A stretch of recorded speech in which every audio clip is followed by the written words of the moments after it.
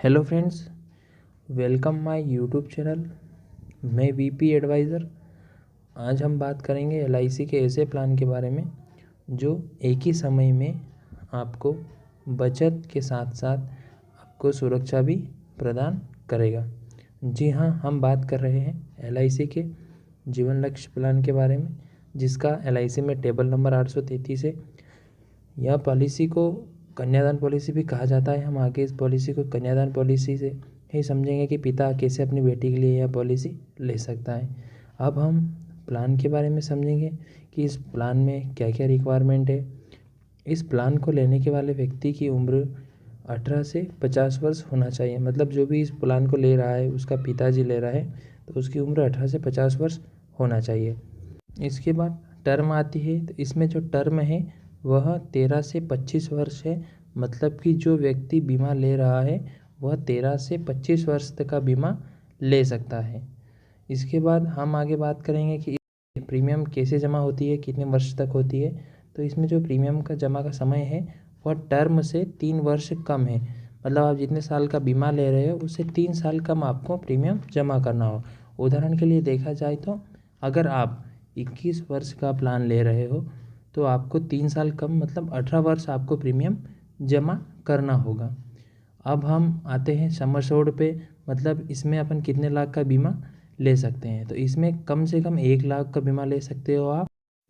बीमा धन मतलब वह व्यक्ति कितने लाख का बीमा ले रहा है। इसमें जितने लाख का बीमा लोगे उतने लाख के बीमे के हिसाब से आपको प्रीमियम आता है। और ज़्यादा से ज़्यादा की कोई लिमिट नहीं है। इसमें आप ज़्यादा से ज़्यादा कितने लाख का बीमा ले सकते हो, 2 लाख का ले सकते हो, 4 लाख का ले सकते हो। पर जिस हिसाब से आप जितने लाख का बीमा लोगे प्रीमियम उसी हिसाब से आएगी।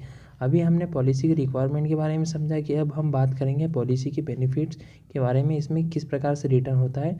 तो यहाँ पॉलिसी में 2 पक्ष कवर होते हैं। इसमें बीमा धारक के जीवित रहते भी पैसा मिलता है और किसी कारण से मृत्यु हो जाती है तो उसके नॉमिनी को भी पैसा मिलता है। तो हम पहले पहला पक्ष समझेंगे कि इसमें जो जीवित रहते किस प्रकार से पैसा मिलता है। इसे हम एक उदाहरण में समझेंगे कि एक सुभाष नाम का व्यक्ति है जिसकी उम्र 25 वर्ष है। सुभाष अपनी बेटी के कन्यादान के लिए यह प्लान ले रहा है जिसकी उम्र 1 वर्ष है। वह 5 लाख का बीमा 21 साल के लिए ले रहा है क्योंकि 21 साल बाद उसकी बेटी का उसको कन्यादान करना होगा।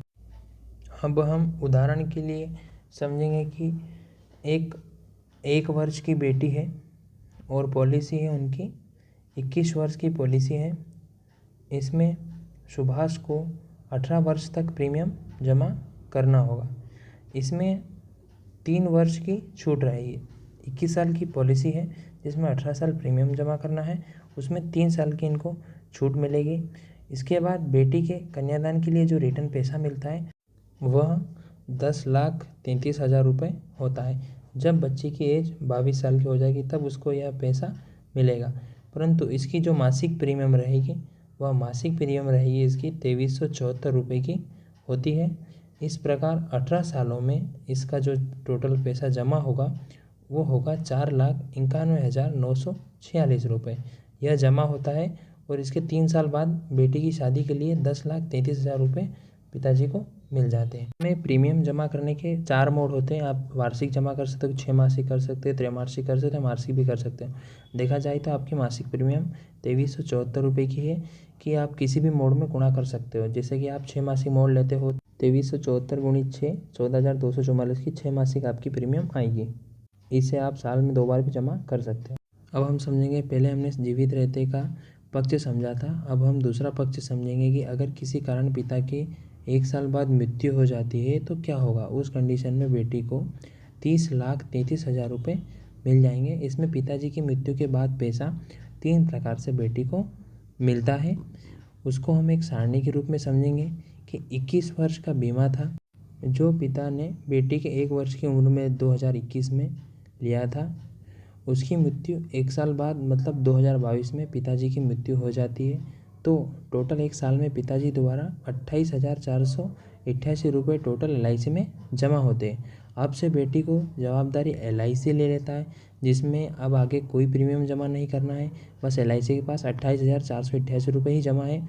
उसके बाद पिता की मृत्यु के बाद तुरंत नॉर्मल डेट पे अगर होती है तो 5 लाख रुपये और अगर पिता की मृत्यु एक्सीडेंटल से होती है तो 10 लाख रुपये एलआईसी तुरंत बालिका को दे देती है। उसके बाद बेटी को हर साल पॉलिसी का 10% मतलब 50,000 रुपये उसके लालन पालन के लिए हर साल देती रहेगी। मतलब पॉलिसी 21 वर्ष की थी, 1 साल बाद पिताजी की डेथ होती है तो पॉलिसी के बचे 20 साल, तो 20 सालों तक हर साल 50,000 रुपये LIC उस बालिका को लालन पालन के लिए देती रहेगी। मतलब 2023 में, 2024 में, 2025 में और आगे भी जितने साल पॉलिसी चलेगी उतने वर्ष तक उनको 50,000 रुपये देती रहेगी। मतलब पॉलिसी अभी 20 वर्ष बची है। उसके बाद आखिरी में जो 21 वर्ष में जब पॉलिसी मैच्योर होगी तब जो उस बालिका की एज 22 वर्ष हो जाएगी, तब उस बालिका को 10,33,000 रुपये मिल जाएंगे, जिससे वह बेटी का कन्यादान हो सके।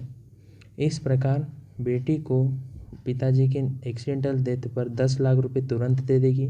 उसके बाद पॉलिसी के 20 साल बचे, 20 सालों तक 50,000 करके LIC उसको देगी लालन पालन के लिए, तो टोटल 10 लाख रुपए वो चले जाएंगे। उसके बाद जब उसकी शादी के लिए मैच्योरिटी हुई, जो उसको पिताजी को अमाउंट मिलने वाला था 10,33,000, वो भी उस बालिका के परिवार वालों को मिल जाएगा ताकि उसका कन्यादान हो सके।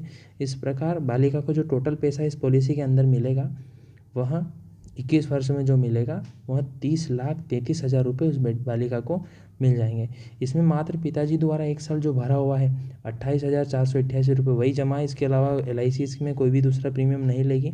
इसके बाद यह पॉलिसी खत्म हो जाती है। अगर आपने हमारा चैनल सब्सक्राइब नहीं किया है तो चैनल को सब्सक्राइब करें, वीडियो अच्छी लगी हो तो लाइक करें, और अगर आपको यह पॉलिसी लेना है तो हमारी नीचे लिंक है वेबसाइट की, वहाँ से जाके आप अप्लाई कर सकते हो। Thank you.